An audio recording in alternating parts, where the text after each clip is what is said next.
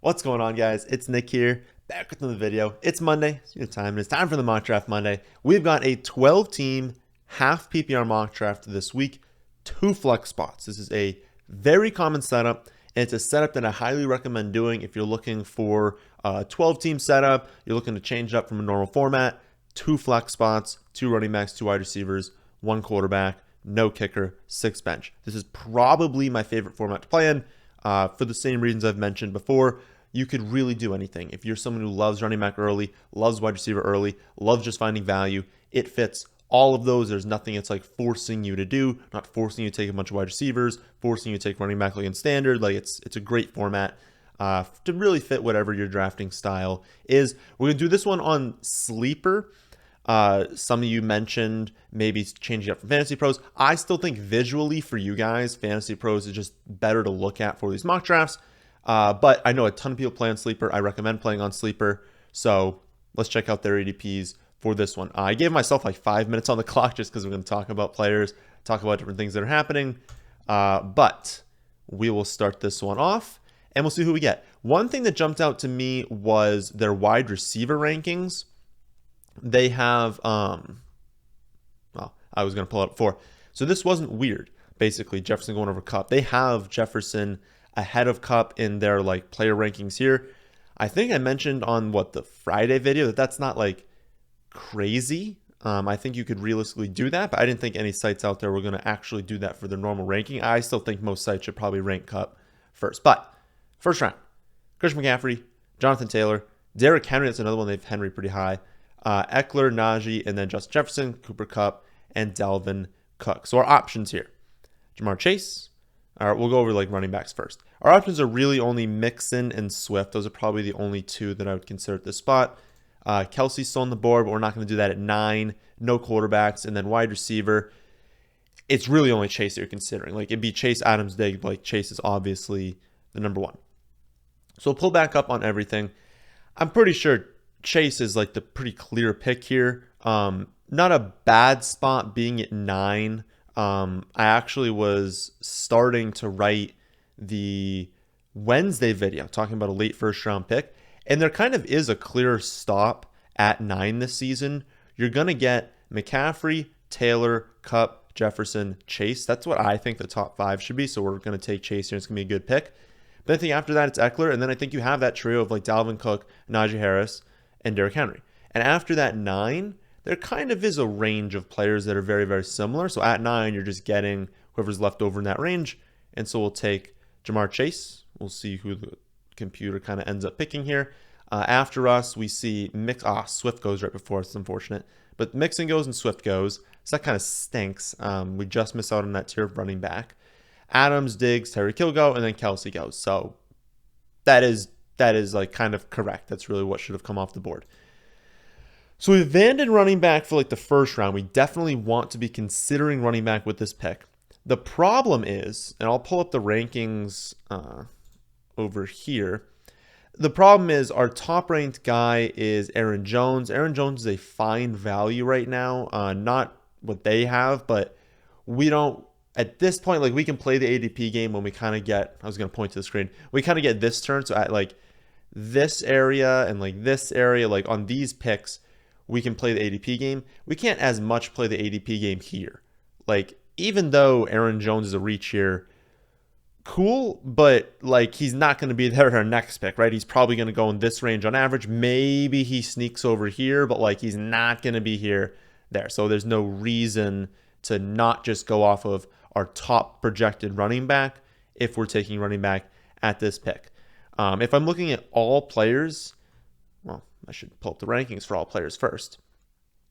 But if we're looking at all players, it is Aaron Jones. We could have selected like Diggs or Kelsey if you want to go a different direction, but it's Aaron Jones. Then it's Saquon, and then Nick Chubb after that, followed by like your CeeDee Lambs and that stuff. So I think our pick here is going to be Aaron Jones, which is somewhat unfortunate because had we had an early pick here, we could have gone like Jonathan Taylor and Aaron Jones instead of like Jamar Chase and Aaron Jones. But I think we go with Jones at this pick. I mean, nothing else to me is really standing out. They have Josh Allen very early. I didn't notice that. maybe there's a world where that pick ends up being Alvin Kamara if, we get into August and it really seems like this case is being pushed back. Right now, we don't have enough information probably for the next week to week and a half because I believe there's more that we're going to learn kind of in early August. But maybe we can make that Alvin Kamara pick here. I just think with the information right now, with just so many possibilities of the suspension, that I don't think you can justify it this early in the draft. I think it's still a little bit too early for Kamara. So after our pick, 2 quarterbacks go. Second round for Josh Allen, third round for Patrick Mahomes. That is too early for quarterback. Shouldn't be doing that. Andrews goes second round, Pitts goes third round. That makes sense. And then all the wide receivers look like they make sense. Lamb, A.J. Brown, Mike Evans, Debo, and Keenan Allen. Running backs, Chubb, Kamara, Saquon, Javonte Williams, Zeke, Fournette, and James Conner. Makes sense to me. At quarterback, no way. We're not going with Herbert. We're not going with Lamar. We're not going with those players.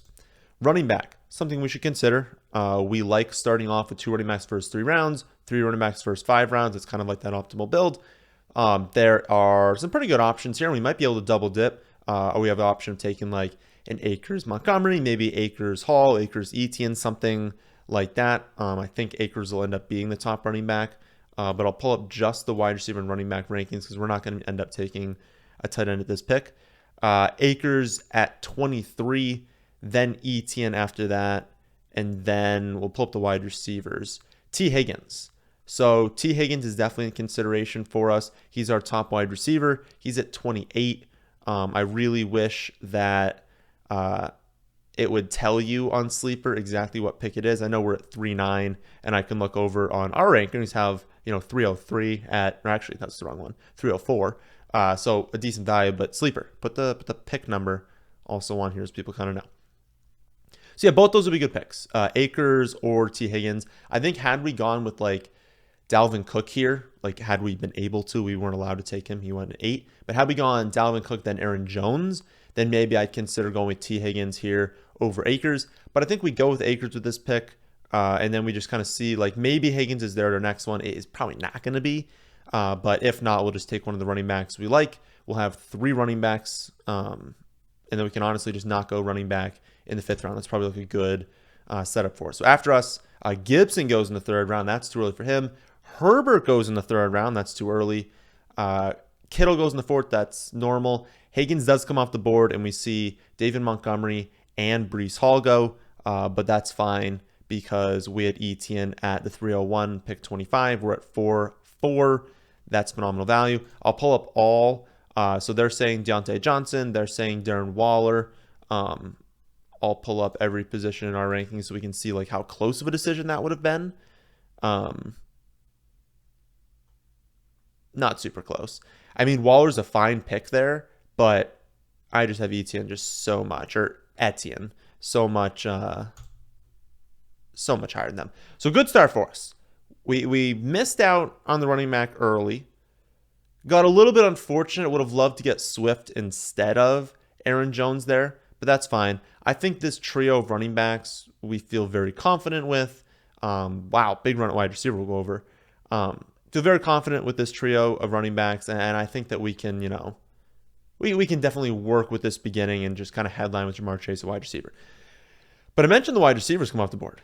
So mid to late 4th round, early to mid 5th round. That's what's come off the board. Deontay Johnson, McLaurin, DJ Moore, Metcalf, Judy Pittman, Amari Cooper. And this is in a row. Judy Pittman, Amari Cooper, Waddle, Sutton, Mike Williams, Allen Robinson. So a massive run at wide receiver. Only 3 running backs, Jacobs, Dobbins, and Mitchell. Not even running backs that we were considering. Then only Lamar Jackson, only Darren Waller at tight end. Still at tight end, now we've kind of hit that tier.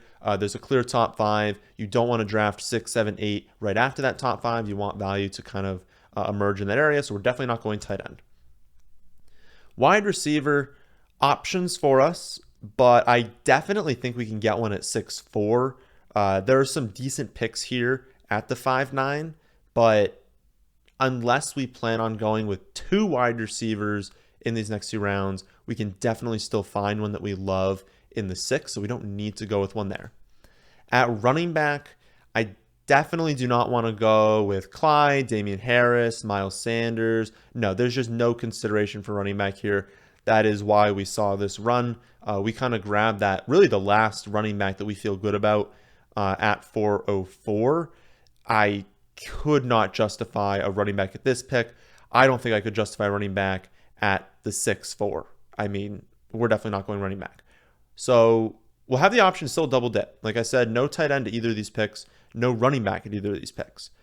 Quarterback, definitely an option. So let me pull up the quarterback and the wide receiver rankings. We'll put them together. The first quarterback I have is Jalen Hurts, very closely followed by Joe Burrow and Kyler Murray. So that trio is, very similar picks. In the projections, let's see, 0.2 to 0.3 in value. So basically the same pick. There's not much separating them at all. But it looks like wide receiver definitely wins out. So those picks should be a little bit further back. I'm thinking we double dip. So I'm thinking we come over to wide receiver. Let's see if we can play the ADP game. So top wide receiver on the board is Darnell Mooney for us. I think we can get Mooney at 6'4". He's far enough down here that I think we go with our next top ranked. Allen Robinson came off the board, so he's not there. Judy's off the board. McLaurin's off the board. Marquis Brown. So even though I have Mooney ahead of Marquis Brown, we should take Brown, then Mooney. And that answers one of the questions. I'm probably going to post a video about this on specifically the website. Everyone asks, what do we do between ADP and rankings? Can I just draft based off the rankings? You can draft based off the rankings and just take Mooney here. But your team's going to work out better if you play the ADP game. Look at who's likely to be drafted before your next pick and see if you can't get better value. Again, you can go with Mooney, but then Marquise Brown might go, and then maybe you're stuck with Amon St. Brown, which is fine, but you'd be stuck with a player that has 0.8 for my value as opposed to a player with 1.1 and still Mooney. So sometimes it cannot work out for you if you wait and then Mooney comes off the board here with this next pick. That could certainly happen, but more often than not, if you can just play ADPs, take the player who's closest to an ADP, even if they're a little bit back, you can end up getting more value throughout the draft. So Burrow goes and Kyler Murray goes. I still think we're going to take Mooney with this pick. You guys know I love him. I just did a breakdown for him. I'm thinking we just want value at quarterback, and I simply haven't seen it yet. No way Josh Allen in the second, Mahomes or Herbert in the third, Lamar in the fourth, Burrow, Kyler in the fifth. None of these are screaming values for me, and we're going to have a lot of different opportunities to take quarterback. Hurts goes in the sixth, Dak Prescott goes in the seventh. This is fine because there's still plenty of quarterbacks that we really like this season. I want to wait. If everyone's this is pretty early for the quarterback position to be going. If everyone's going to be doing this, well, especially in this range, everyone around me already has their quarterback. It is relatively unlikely. People will do it. I've seen people in my league end up with 3 quarterbacks through 10 rounds. It's a 1 quarterback league just because, I don't know, they like it. I don't know. So people are going to do it. But the odds are all these teams around me are going to be waiting. And so I can be a little bit more aggressive in waiting for the quarterback position. And I still love Russ, and Brady's good. And Aaron Rodgers is probably still going to have a fine season. Stafford's good. Lance, Carr, Cousins. I literally don't care. All of those are great options. Let's try and find the best value. So again, not going to go with quarterback. Definitely not going to go with this next tier. Just missing out on these guys. We can look back at running back. Tony Pollard's not a bad pick. Chase Edmonds. Rashad Penny would be fine. I think, didn't I see... Kenneth Walker went at 6'2", and we're at 7'9". I'm pretty sure in most formats, Penny goes ahead of Walker. So maybe Sleeper's different in that area. I have the ADP page on the website now, free to use for everyone. You should be using it. You can go on there. You can click who the best picks on Sleeper, who the worst picks on Sleeper, just compared to ADP across all their sites.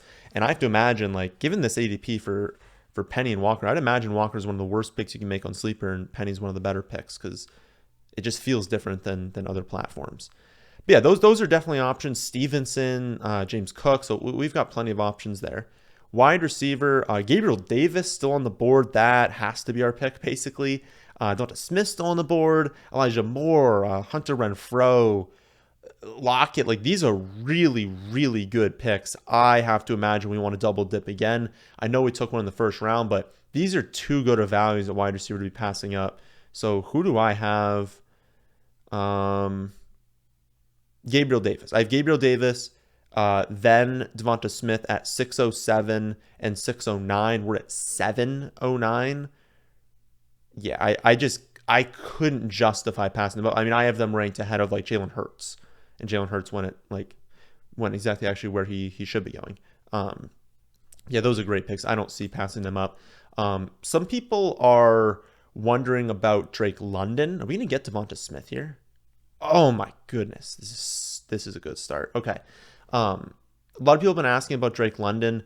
I just want to see reports. I've heard nothing about him really. We're gonna learn a lot this like next week as like the whole teams are reporting. We're gonna get so many reports and beat reporters from like every single team. I just haven't heard anything yet. I want to see how good he is, but at the end of the day, quarterback play is going to be a very big problem, and it's just not going to be a good team.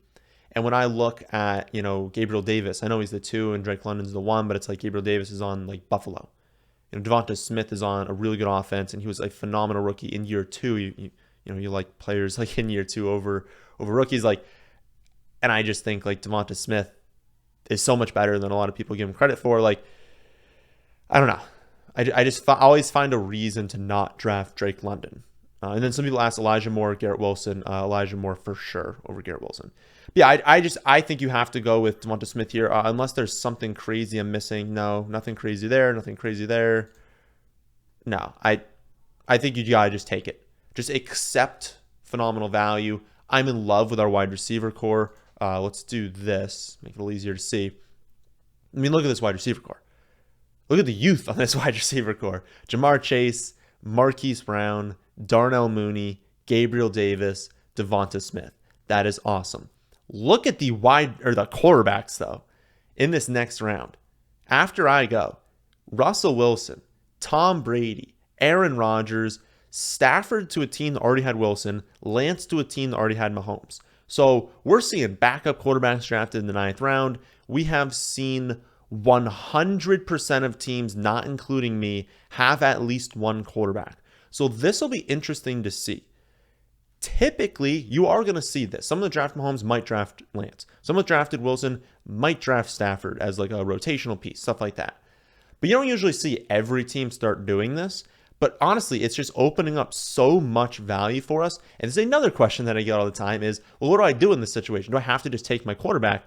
Honestly, if you do enough mock drafts, you'll kind of understand how your team works out in every scenario. But for me, I am willing to take this risk if it is unlocking value. Now, if I look at the players here and I don't see any like screaming value like I did with Gabriel Davis in round 7, Devonta Smith in round 8, that was screaming value to me. If I don't see that, I'm fine taking a quarterback. But if I'm not going to just like take the end of this quarterback tier just to get quarterback if I'm look at this list and there's awesome players at other positions. Like, I'm just not going to do that. So let's see what there is. At tight end, there's nothing. Pat, Gesicki, Cole, Irv, Fant, Alberto. I really don't care which one I get. I think it's relatively unlikely that when it comes to tight end for us that we end up having to choose between like the tight ends like 25 and stuff like that. Like, I'm not super concerned about running away, so not going to go tight end with probably either of the 9 or the 10 pick.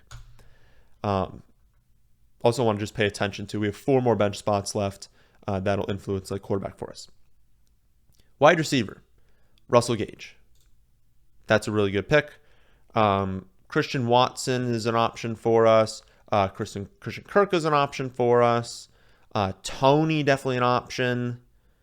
And then you kind of get into more like later picks, but Kirk, Gage, Tony. Where do I have them? I have Kirk first. Gage. Gage first at like 6'11". So we're at 9'9". We're going to have an awesome wide receiver core here. Gage at 6'11". Kirk at 8.5 and Tony at 9.4. So Tony's not like a incredible value, but Gage would be our top option. So let's pull. Oh, that just stars him. Does this put him in the queue? Oh, I can't do the queue anymore probably because I'm like up. But yeah, Gage would be first, then Kirk, then Tony. Running backs. James Cook's a great pick here, and Stevenson's a great pick here. I'll pull up the running back rankings to like confirm that, but those two I feel very confident in.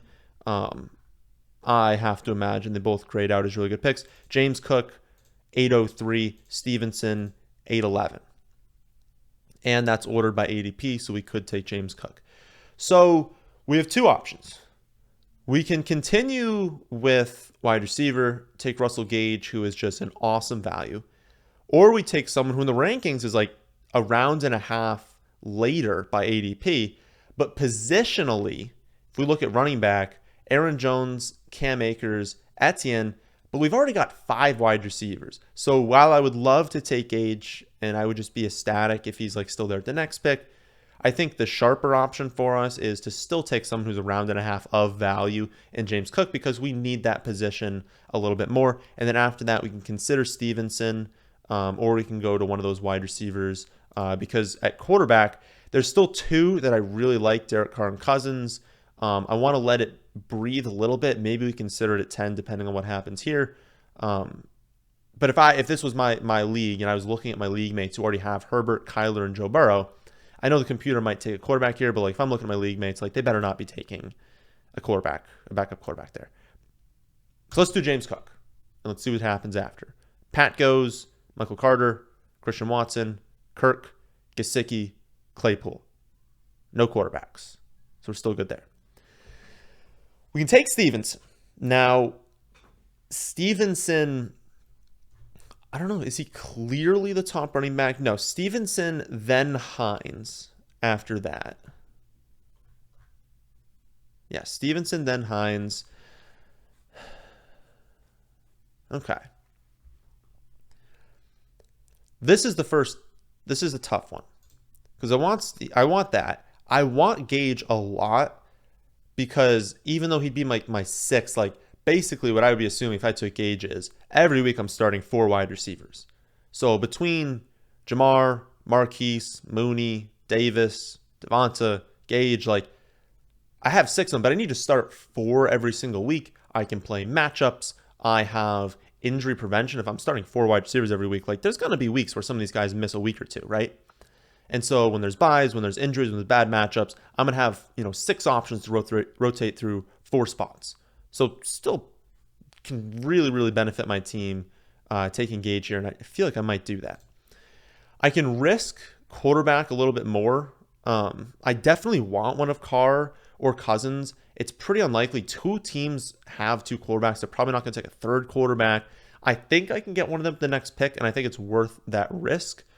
And since I feel like I'm going to take 4 wide receivers each week, do I need my 5th running back when I'm only going to be starting 2? Maybe not.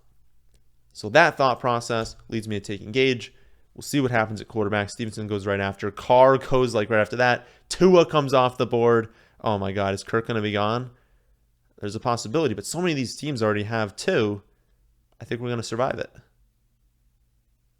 And we did it. Okay. Kirk's there at 11-9. It is probably in our best interest to now take Kirk Cousins. Team 5, 6, 7, and 8 all have 2 quarterbacks. But I worry that at this turn here, picks 10, 11, 12, I know they have good quarterbacks, but if they do end up taking Kirk Cousins, who I think is a phenomenal pick, now I do think I'm in a low-end tier. So it was risky, but I think the risk definitely paid off for us. I think this is earlier than I do have Cousins. I have Cousins at 12:02. So this is technically a little bit earlier, but just given, I also have Cousins as like the 12th quarterback off the board. So, it's a great value as far as that's concerned. It's not overall, but I don't think it's worth the risk. Take Kirk Cousins here. Yeah, Fields comes off the board. Watson comes off the board. Yeah, Cousins was not going to be there. All right. I think we've done a really, really good job this draft so far. Not too many rounds left. We've gone through this relatively quickly. 2 bench, tight end, and defense. Defense will be last round. So the next 3 rounds are 2 bench spots and a tight end.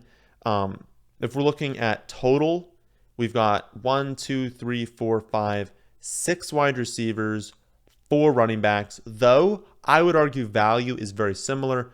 You could look on like the rankings and kind of like add things up, but having 3 running backs first 4 rounds, we gained a lot of value with these picks. So I would say it's relatively even, maybe slightly towards wide receiver. But with that being said, with our 2 bench spots, we definitely need one of them to be running back. And I would argue maybe make 2 of them, but it depends on what value is there at wide receiver. I don't think we'll end up going tight end here. It looks like we're actually not going to get that great of a tight end. Maybe we end up double dipping. I wonder if we do that. We double dip at tight end. We take a running back because I feel like I'm fine with this wide receiver core. I wish there were 7 bench spots. Then we could take another wide receiver as well. But I think we take 1 running back, 2 tight ends, and defense. I think that would be the best way for us to finish. I don't think I want to risk tight end with this pick. Team 2 doesn't have a tight end. There's a few teams here with only 1, and I worry that like the Ertz team, the Goddard team, even the Hawkins and Schultz team, like I worry that they could take tight end. And if we see like 4 tight ends come off the board, I would prefer not to be in that range. And I love Irv Smith this season. So we'll take the stack, even though you don't need to stack. We'll take Irv Smith. If Noah Fant is there in the next pick, that would be really nice. Noah Fant just comes off the board as I'm saying that. Okay, I think we'll end up just waiting then for tight end. I don't think we'll do that now. I think maybe we'll take running back with this pick because top tight ends right now are Gronk, who's retired, Higbee, Hayden Hurst, Tunyon, Everett, Ingram. I think a lot of these options are the same. Austin Hooper would be fine. Wiley Cox super late. We end up going with like Conklin super late. I don't think tight end here would be a sharp pick for us there. I think a lot of those options are the same. So switching over to running back. Herbert, one of the premier backups. That's absolutely an option. Get a little closer there. Tyrion Davis-Price, I mean, they've talked about wanting to use that rotation. It's usually a smokescreen with San Fran, whatever they say, so we can never like take what they have at like face value. But Davis-Price is obviously going to have a role this season, assuming he doesn't have like a Trey Sermon like offseason where he's just way worse than they ever envisioned he could be. I know it looked like Mitchell, like they love Mitchell. Mitchell's clearly the lead back. But one thing with Mitchell is that they needed to feature him. And Shanahan has openly talked about how, they had to do that last season, but that like they don't want to because they're not 100% sure he can really like hold up. He had injuries last year, but it was just like they had no one else, and they wanted to make the playoffs. They wanted to perform well in the playoffs. Like they wanted to have a good run game, and they were looking at their options of like Jeff Wilson was terrible, Trey Sermon was terrible, Mostert was hurt. It was like they just didn't have anyone. That's probably what led them to use Deebo Samuel as much as they did at the running back position. So all of that's to say, they're going to rotate Davis-Price in. And if this is a really good rushing offense, he's going to have volume. And if Mitchell ever gets hurt, he's got a ton of upside. So that right now is my lean. You go Zamir White, you go with Brian Robinson, go D'Ernest Johnson if you want some upside. But I think Herbert makes sense, and I think Davis-Price makes sense. I don't really think there's like a clear answer there. I'm going to go with Davis-Price just based off of that upside, but it's really just whatever handcuff or someone else's handcuff, really, whatever option you kind of prefer there. So we'll go with that pick. Only have this one bench spot. Yeah, only have this one bench spot in the defense left. So I think you should take a backup tight end here. Some people argue for backup quarterback, but if there were good options, like Daniel Jones would be fine. But I don't know. I think we waited a long time for tight end. I love Irv Smith. I think he can be great this season, but I'm not fully convinced he's going to be like the guy.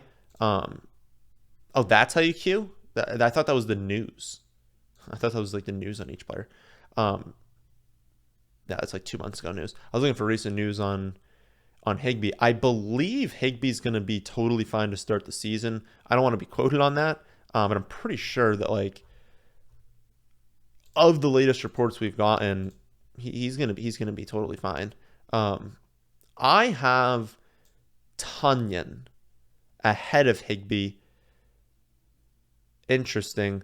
His is just it's so contingent on his health. I mean, we have no idea. He's on the pup right now, but it's like anyone on the pup right now, that's not a huge concern. This is like the active pup. They could come off it like anytime they want. Like it's really no big deal if someone's on the pup right now.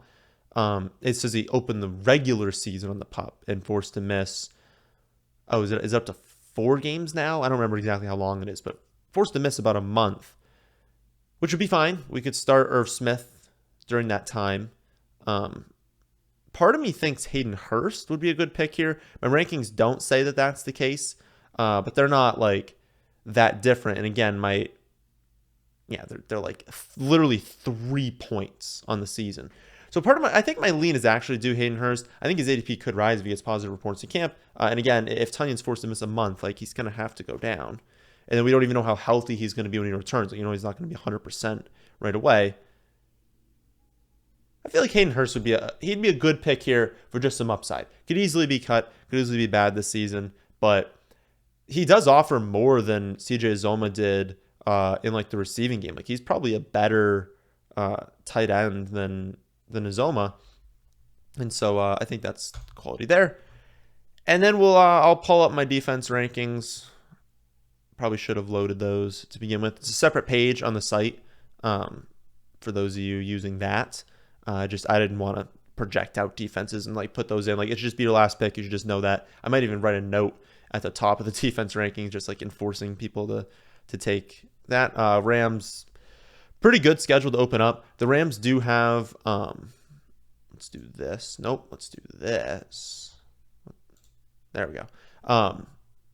Versus Bills, difficult week 1, but then week 2 versus the Falcons. Then at the Cardinals, might be able to get some sacks there, but not an easy matchup. And then at 49ers, so not easy. Other teams definitely have easier opening schedules, but that Falcons game is good, and it's at least home against the Bills. But regardless, it's a great defense in general. So if you can survive them for that first like month, and honestly, say survive, like 49ers could be a difficult matchup if they run the ball a ton. But I mean, would you be shocked if Trey Lance took like 5 sacks, fumbled it twice, had a pick 6? Like, no, I wouldn't be. So some decent matchups there still. They're just such a good defense that they'd be top ones there. So I really like this team. Starting lineup in week 1 would probably be Kirk Cousins at quarterback.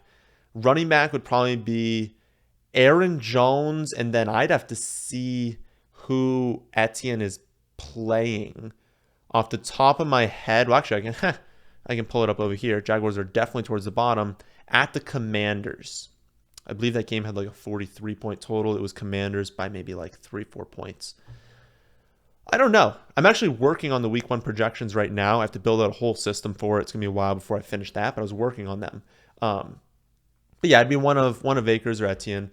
I would be starting Marquis Brown for sure. With Hopkins out, I would probably be starting Mooney. Gabriel Davis might be a start because maybe if Ramsey is going to be shadowing Diggs, like Davis could have a monster first game. So I'd probably end up with 4, but that'd be a difficult position because Etienne or Akers, like one of them, is also a fantastic option at that running back spot. So really good starting lineup for the skill positions there. Other players, we have Devonta Smith, Russell Gage, James Cook, Davis Price. We have the double dip, Irv Smith and Hayden Hurst. And then we've got, again, like Kirk Cousins at quarterback, Rams defense. So I love this team. No team grade for this site, but we don't look at that too much. But yeah, let me know your thoughts on the comment section below. Let me know if there's another team on here you think did very well. Tomorrow, live, 8 p.m. Eastern on YouTube to do some underdog drafts, answer your questions. Wednesday is going to be draft strategy from a late first-round pick. And then Thursday, I don't believe I have any specific player breakdown written down. I'll look back at the last week's video and see what you guys voted on. But let me know in the comment section of this one if there's also someone that you really want to see in that breakdown video. That, my friends, is the end of this one. Hope you all enjoyed. If you did, how about hitting the like button? And how about subscribing to the channel if you're new here? Thanks for watching.